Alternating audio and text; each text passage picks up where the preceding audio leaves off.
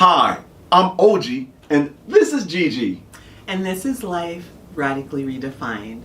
Guys, today's episode is going to be a little bit longer than usual because we're talking about red flags, right? So we want to add value in any way we can. Get your notebook, get your pen, get coffee, tea, or milk, or whatever you desire. Settle in, and let's talk about these red flags. On this journey called life, you will definitely encounter the unexpected. Sometimes you'll laugh, sometimes you'll cry, but in the end, if you have someone that will take your hand and walk through it with you, it makes everything better. You get to make all kinds of discoveries along the way. Some about yourself, some about others. We made some and we just want to share it with you. So we invite you to just listen, ask questions, make your own discoveries. Pour your coffee, tea, or whatever you prefer.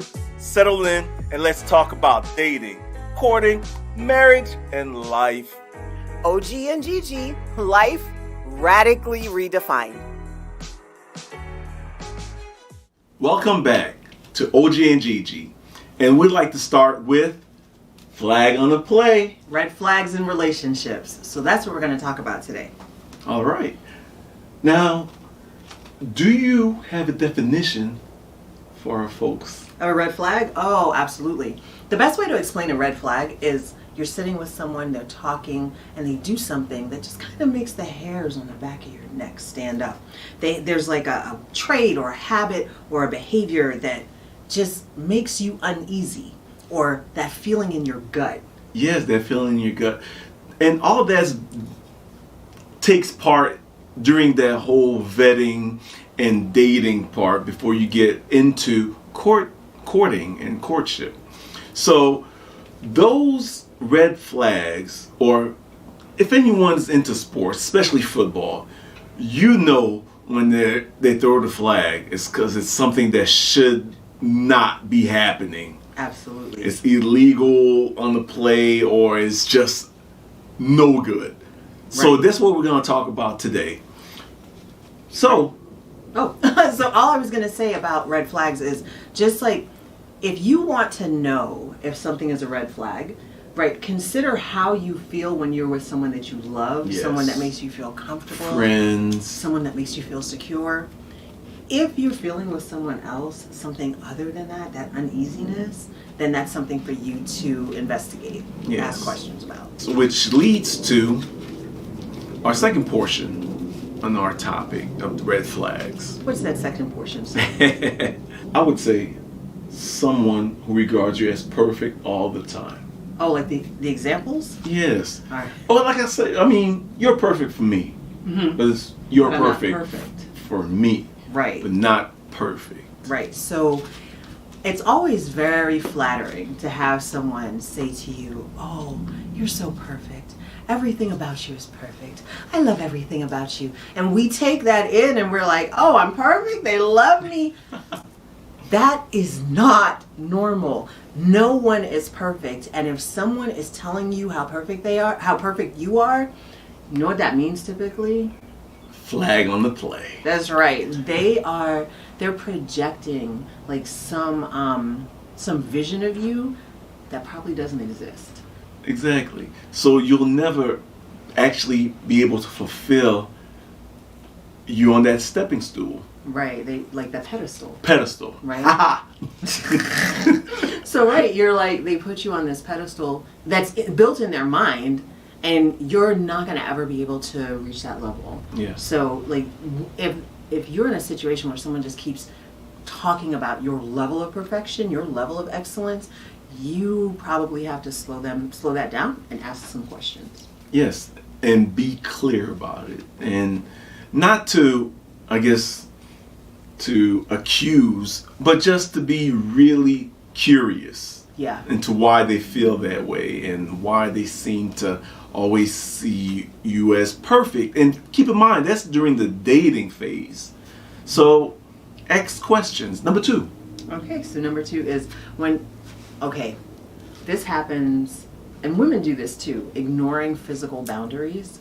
So let's say that you're out with someone and they're rubbing your back, and you said to them, "Hey, like, I'm not comfortable with that," and they keep kind of playfully rubbing or touching you. and you'd say like, I'm not really feeling that. I don't, and they continue to push.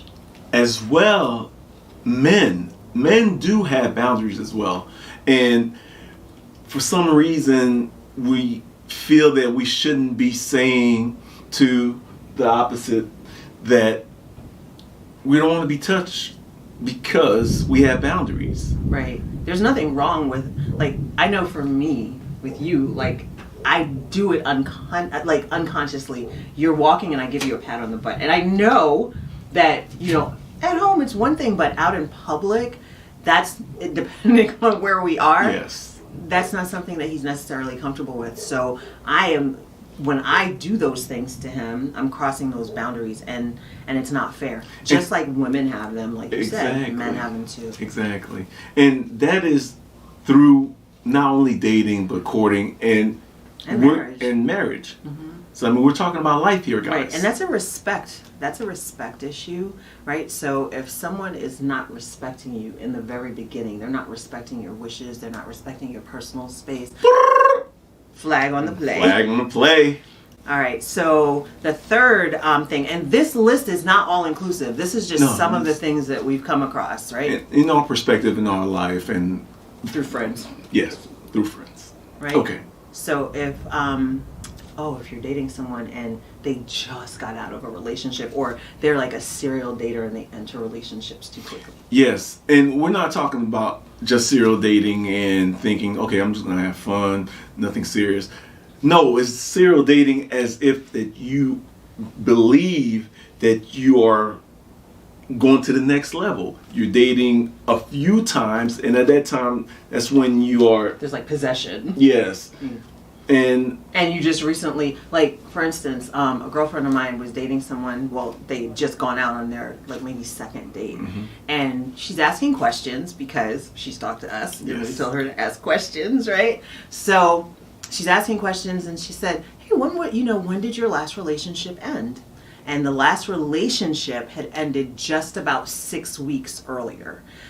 But it was a 4-year relationship. Serious. A 4-year, long-term, serious, monogamous, exclusive relationship.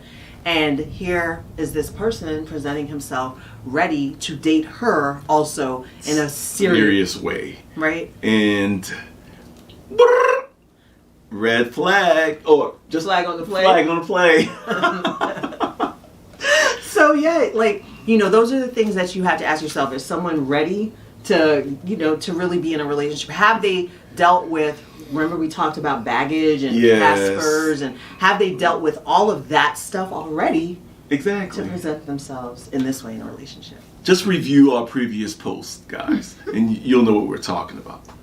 All right, so, that one. They need constant reassurance.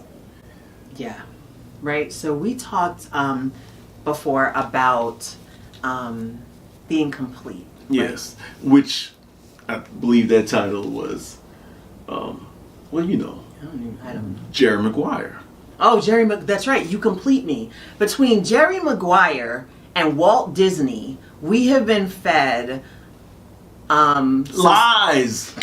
Guys, lies. I was gonna say fantasies, but yes, guys, we've been fed some fantasies that we really need to break down and look at for what they are. First of all, if I am empty, if my tank, my emotional tank, my love tank, my every tank, if that is empty or half full or whatever, if I'm not topped off, how am I prepared to pour into someone else, right? And how would you be prepared to pour into me unless you are complete?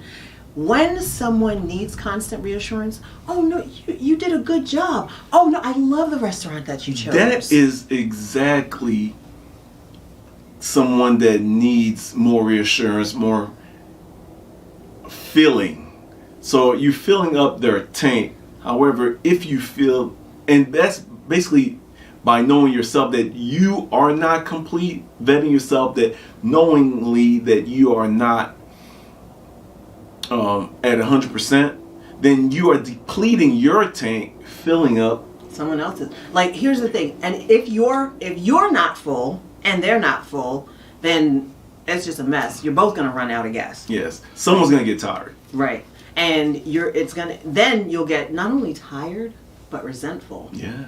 Because there'll come a time, if you're both incomplete, where you need reassurance, but I am nowhere near the level where I need to be to give you any reassurance or any love. I can't pour into you because I'm empty, and you can't pour into me because you're empty, because we believed that I believed he was Prince Charming, and he believed that that I was going to complete him, and those things do not exist. Exactly. So flag on the play.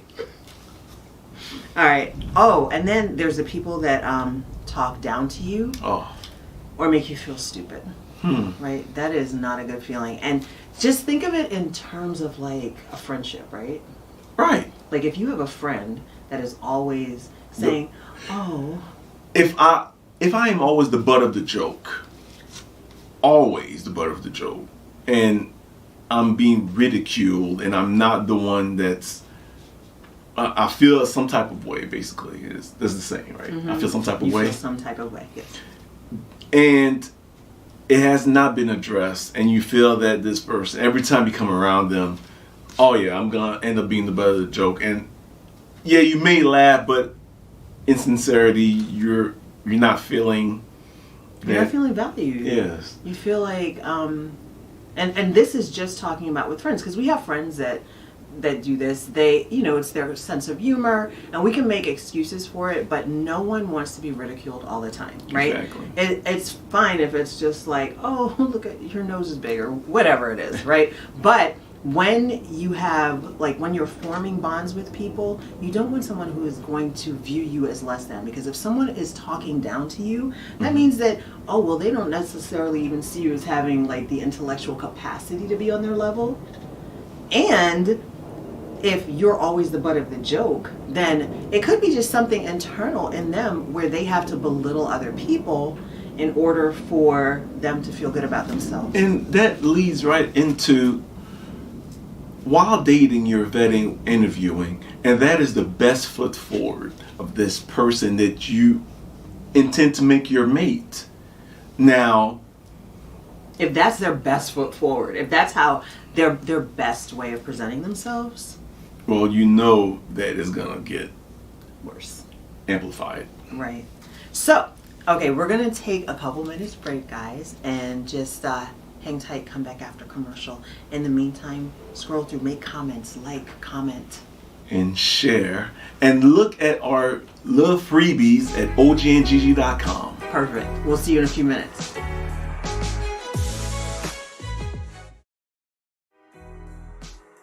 Thanks for tuning in to OG and Gigi. Be sure to visit our website, ogandgigi.com, and place your order for our Date or Dare cards. You want a long-term relationship, but is that true for the person you're dating? Ask those deep questions and dig way beneath the surface to uncover who you're sitting across from. And we wouldn't be us if there wasn't an element of fun in this deck. So, date or dare. Comment, like, and subscribe to remain connected. Exactly. So let's go back to these red flags. Oh my gosh, let's go back to it. There is one that I found that is really, really pertinent to a relationship. And it is when they are trying to isolate you from friends and family. And that crosses boundaries. Like, so I've been in relationships where I thought it was so amazing that this guy wanted me all to himself, not realizing that little by little what he was doing was making it so, hey girl, no, I'm not going to come out, I'm canceling, I'm going to hang out with you. It's subtle, guys. It's subtle, and that happens during the dating and the courting and even marriage. Yeah, it happens during marriage too. So you can, even if you're married, you're still an autonomous human being. Exactly. Right? If you want to go out and spend time with friends and spend time with family, or he wants to go out and spend time with friends and spend time with family, there's nothing wrong with that. Exactly. Right? So being married doesn't mean that you lose your autonomy. Exactly. If I want to spend time with friends and family, I can go do that. If you want to spend time with friends and family, you can go do that. Like blink twice if you need help, you know. But we tend to overlook these little things that, like you said, are subtle. Yes, they're right? subtle, and they take over before you know it. Yeah. So those are things that, you know, it's just something else you want to look at. If someone constantly wants you to cancel your plans, they don't want you to be around other people. It might seem cute initially, but it's not cute. There's an obsession there. It's a flag on the play. Right. It'd be unhealthy. Exactly. All right. So go ahead to the next one. Oh my gosh. This one. How many times have you been dating someone who you're getting to know them and you ask about their prior relationships, and every single prior relationship, their ex is just crazy. Their ex was crazy. Their ex didn't know what they were doing. The ex didn't know what they wanted. The ex was irrational. The ex was loud. The ex was... No accountability. That part right there. If you are with someone who, first of all, has nothing but negative things to say about an ex-boyfriend or girlfriend... So best believe anything that happens between you guys, it's always going to be your fault. You will always be the villain because this person has no accountability. Now, does that mean that you could have been in relationships in the past where the person that you were with was no good? Absolutely, Yeah, of that course. happens. Like, it's happened to us in previous relationships. Yes. But as mature people, we have to look at our role in the relationship and why it didn't work out. Exactly. And quite honestly, it could be that we ignored some flags. But there's that. Age, probably about 35, still living at home with parents, and really has not developed what we would call basic significance as a job, or, you know, Right. Any kind of like, paying their own bills. Right, forward. Mom and dad still, or a roommate still paying their bills when they have not taking responsibility for their life. Yeah. Right? So, you know, again, it may seem intrusive as you're dating someone, but if you're dating with the intention of finding a life partner, like this isn't, all right, I know I'm going to kind of backtrack a little bit because I know that there are a lot of people who are, you know, into the hookup culture, and this isn't that. No. This is like you've done some self-analysis, you've done some self-assessment, you know you're ready for a long-term committed relationship, eventual marriage. You are working on those parts of yourself that need work, or you've Exactly. already done the work. So now when you're talking to someone else, you've identified these things already, and you can say, hey, okay, this person is 35 years old. They've never lived alone. Like, they've never had to take care of a bill, right? There are people that their parents are paying their bills. So is that something that you're okay with? Yeah. When they're 35 years old. And what makes it a red flag to us is because you are looking to go. The reason why you are dating is to search for the courtship and the marriage and the next step to evolution of life, you know? Right. So you're trying to change your life to the best possible life that you can have Right. with a partner. So why wouldn't someone that you are getting ready to make life with not have the basic Foundation, the basic Yeah. foundation of adulthood. Yes. So Right. we call milestones. Right. All So those basic foundations, and you have to define those for yourself. Like, we're using 35 as a mile marker. Could be but 45. It could be 45. Could be 25. Yeah. Any age. Any At age. any age. Right. And there's age is a number. That number does not always indicate maturity. Of course not. Right. So that there's different things to look at, but primarily, if as a woman I'm looking for someone to have a life partnership with, I need them to be able to take care of their own life before they add me to their Yes. life. Yes. All right. All right. Oh, one of the things, this kind of goes along with that last point. Yes. Like when you say to someone, oh, well, what do you want to do eventually? Where do you see yourself in 5 years? What do you see for your life? And what they say they envision and what the actual steps that they've taken to achieve those goals, those actions, right, are like dissimilar. There's no congruence. It's incongruent. There's like, exactly. How does our executive producer say it? There's a cognitive dissonance. There's a cognitive dissonance and how they're in their approach to life. So, for instance, like let's say that I said to you, okay, well, you say, oh, well, we're dating, and hey, where are you with your education? What do you want to do eventually? And I say, oh, well, I'm 35 years old. I want to go to medical school. And you say, oh, okay. Well, where are you in that process? Have you already taken the MCAT? Because, depending on the age, they may have already completed these different steps. And that person says to you, oh, well, no, I'm a freshman. You're a freshman in what? I'm a freshman in biology at the local university. There's some incongruence. Now, here is where your investigation skills come in, right? Your vetting. Right. We use vetting.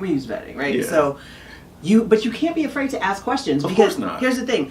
Let's say, okay, maybe I am 40 and I am about to take the MCAT and I do want to go to medical school. What have I been doing to prepare myself? Because they're not to say that using someone's age is like a barometer.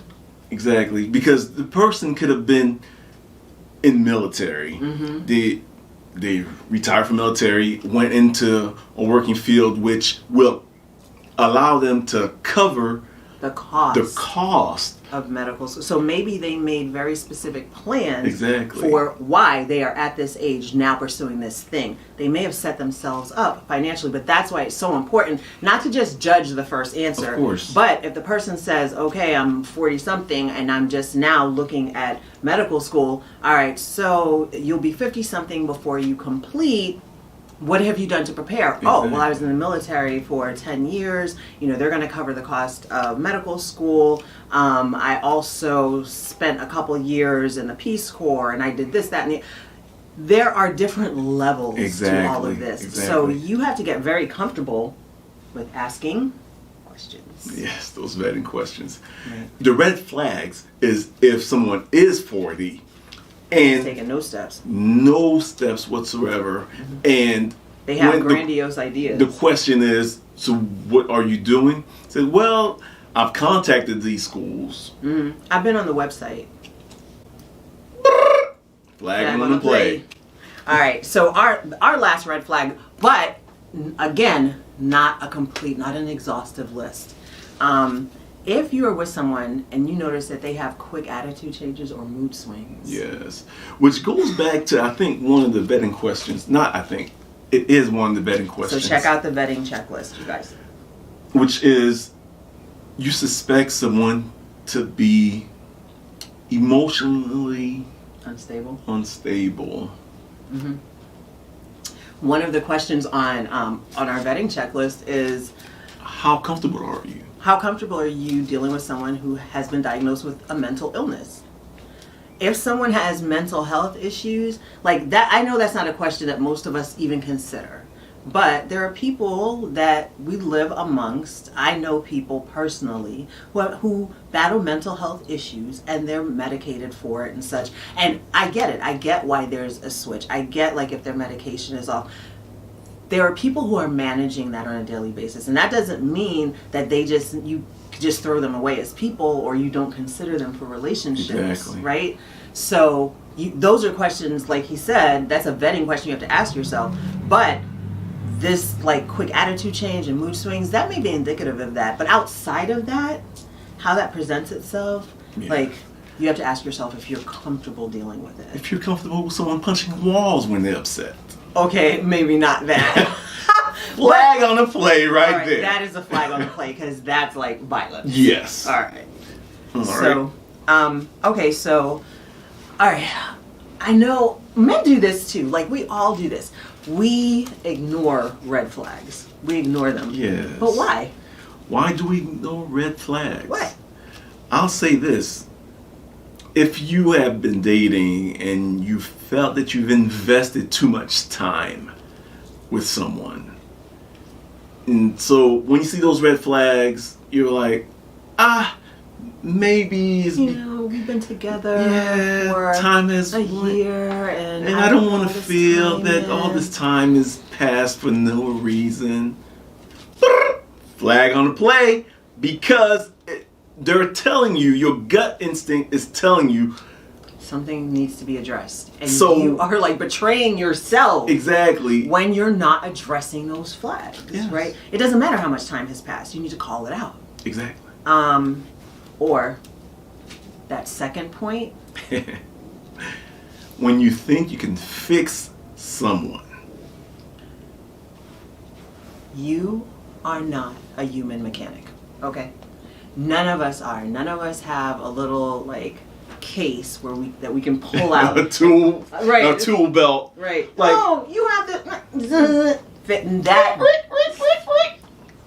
That doesn't work. You can't fix anyone. The only person you can fix is yourself. That's it. That's the Okay. only person that you can fix. So if you feel like you are a fixer and I can deal with that red flag, I can fix it, then you really have to reconsider. At that time, you need to vet yourself. Right. You need to ask Why yourself. do you feel that you need to fix someone in your relationship? Absolutely. All right, guys. So we are going to head to our commercial break. We will be back in just a couple minutes. And we've got more information for you on red flags. So you guys, like, subscribe, comment, share, talk amongst yourselves. We'll be back.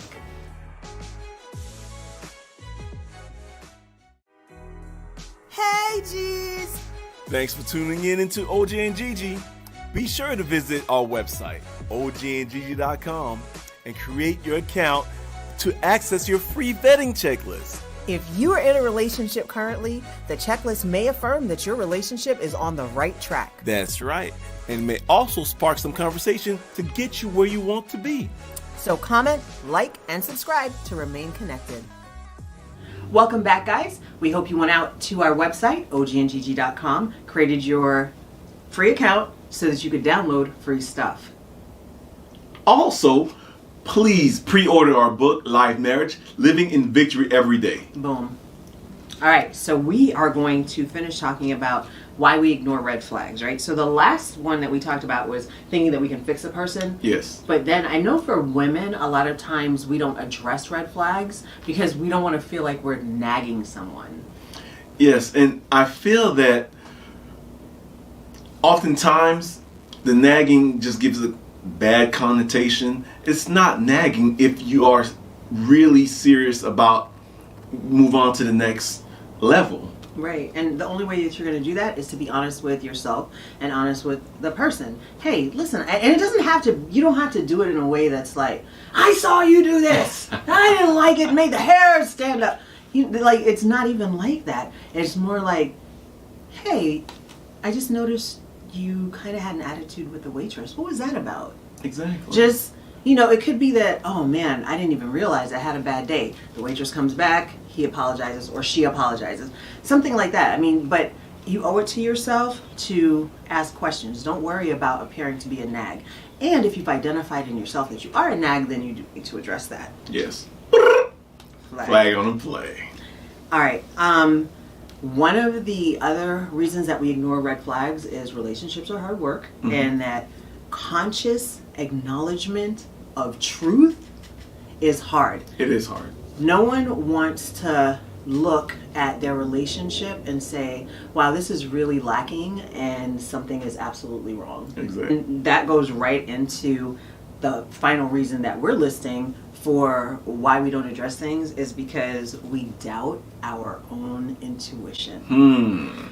Your intuition is like a muscle, and if you continue to suppress it, you will lose that ability. Yep. You have to trust Your instinct. Right, trust your gut.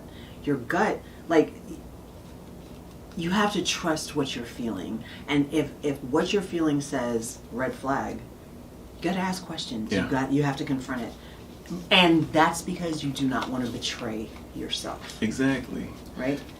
Okay, so that goes right into how do you address red flags, right? So you notice a red flag. We gave you an example before where, like, I was rude to the waitress, and you would Yes. say to me, Well, why did you react that way to the waitress? And then I'll say, oh, wow, react what way? Was I rude to her? Well, I felt that the way you reacted was a bit rude and quick and short as well. So then I would say, oh, okay, like if it's not in my nature, then, oh my gosh, I didn't even realize it. It was just a rough day and I'm just replaying stuff in my head. Now, if my response is, why do you care if I'm rude to the waitress? Flag on the play. That's right. That is an absolute flag. So the second point is ask questions, just like he did. Yeah. He saw something and he called it out. Guys, do not be afraid to call something out. Say what you saw, put a name to it, ask the question. Exactly. And then finally, after you ask the question, like he just asked me that question and I said, oh my gosh, I'm so sorry. Like I didn't realize it. Now his next step is to watch. Basically, her reaction or his reaction is they were sincerely apologetic or did not even realize that that's what was going on. And you saw her response was that she had a bad day and didn't realize that she was, like, I guess, pushing it towards this person. And the reaction was sincere, that that's not what they meant to do. And now you have a reason. So you're watching, paying attention. And you watch to make sure it doesn't happen again. Yes. Because then you're watching for patterns of behavior, right? Because you want to what? Trust your gut. Yes. And not betray yourself. Exactly. Right? So guys, we know that this episode was a little bit longer than what you've grown accustomed, but we hope you got tons of value out of it. Yes. Relationships take work, and the biggest piece of all of this is taking care of yourself and ensuring you not only know yourself, but during the dating process that you're asking questions, you're not ignoring your gut, you're trusting your instincts, and you are honoring yourself. Yeah. So we want to hear from you. Please comment, like, subscribe, and share. And check out our website at ogandgigi.com to pre-order products and download free worksheets and ebooks. Definitely. And please pre-order our book, Live Marriage, Live in Victory Every Day. Until next time, I am OG, and this is Gigi. And this is Life Radically Redefined. Until next time, be blessed. And be a blessing.